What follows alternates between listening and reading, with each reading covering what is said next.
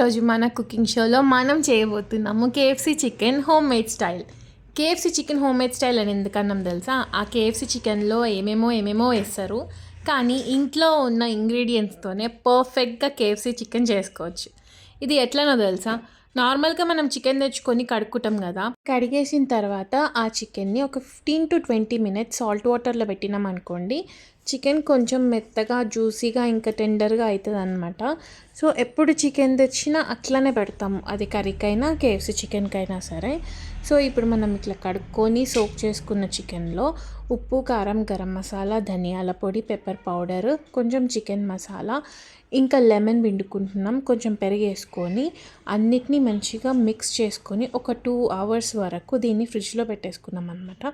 So దీన్ని మంచిగా marinate చేస్తేనే మనకి మంచిగా చికెన్కి అంతా మసాలా పడుతుంది. ఇక్కడ మనం డ్రై ఇంగ్రీడియంట్స్ని ప్రిపేర్ చేసుకుందాము డిప్ చేసుకొని ఫ్రై చేసుకోవడానికి. ఇది మైదా.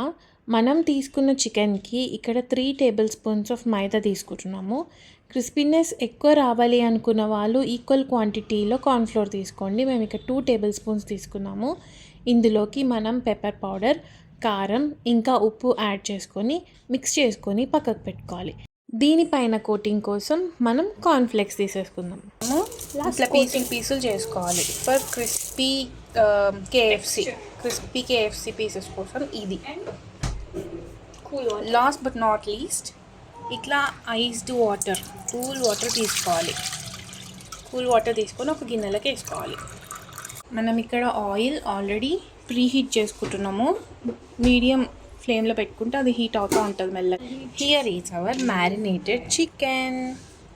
ఈ మ్యారినేటెడ్ చికెన్ చూడండి ఎంత బ్యూటిఫుల్గా ఉందో. ఇందులో మనం వేసాము పాలు, పెరుగు, ఉప్పు, కారం, గరం మసాలా, ధనియాల పొడి, అల్లం వెల్లిపాయ పేస్ట్, మిరియాల పొడి, నిమ్మకాయలు అండ్ పాలు కూడా కదా. ఎస్, ఒక మంచి చికెన్ పీస్ని తీసుకుందాం. ఆ చికెన్ పీస్ని ఇప్పుడు మనం డ్రై ఇంగ్రీడియంట్స్లో డిప్ చేసుకొని కోట్ చేసుకొని అట్లా దులపాలన్నమాట, మిగిలినంత ఎక్సెస్ వెళ్ళిపోయేటట్టు. ఇప్పుడు ఈ పీస్ని ఇట్లా కూల్ వాటర్లో డిప్ చేయాలి. ఒక 1, 2, 3 seconds ఉంచి తీసేసేయాలి. దీన్ని వెంటనే మనం ఈ కార్న్ఫ్లేక్స్లో డిప్ చేసుకొని టాస్ చేసుకోవాలి.